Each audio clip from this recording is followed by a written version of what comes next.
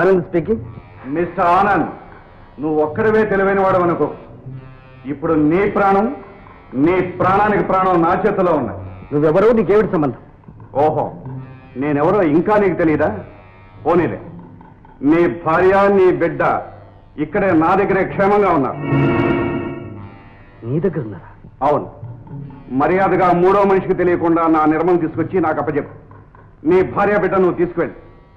కాదని వేరే ప్రయత్నం చేశావో ఈ 2 ప్రాణాలు దక్కవు. ఏ ఆ అమ్మాయిని తీసుకొచ్చి నాకు అప్పచెప్తావా? ఈ 2 ప్రాణాలు బలిస్తావా? మాట్లాడవే. Come on, decide.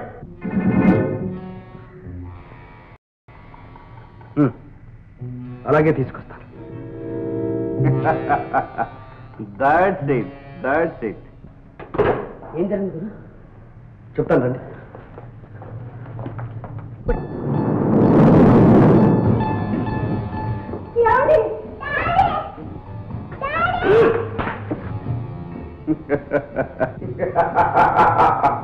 Welcome welcome mister Anand. మర్యాదస్తుడివి కనుక మాట తప్పకుండా వచ్చాం. Very good. నువ్వు కూడా మాట తప్పకుండా మర్యాదగా నా వాళ్ళని అప్పగించి.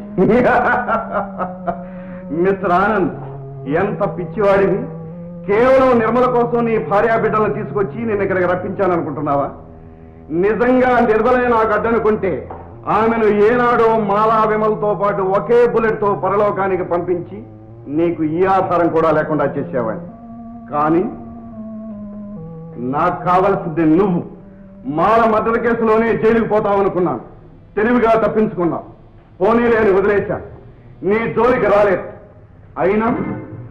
అయినా నువ్వే నాకు అడ్డు తగులుతున్నావు.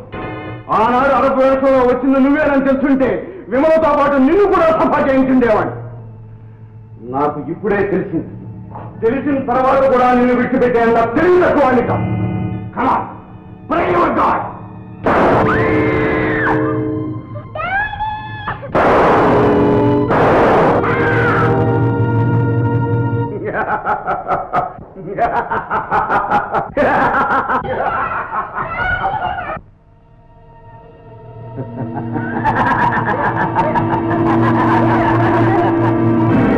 మిస్టర్ రాజు, నువ్వు తెలివిగల వాడి వరకు నువ్వెంతకు సాహసిస్తావో తెలిసే అందుకు మేమందరం సిద్ధంగా వచ్చాం. ఎదిగో బుల్లెట్ ప్రూఫ్. నేను కేవలం నా వాళ్ళ కోసం వచ్చాననుకుంటున్నావా? కాదు, నీ నోటితో నేను నీ చరిత్ర చెప్పించాలని వచ్చాను. ఈ నాటితో దానికి ఒక ముగింపు రాయాలని వచ్చాను. ముగింపు నీతో నాకు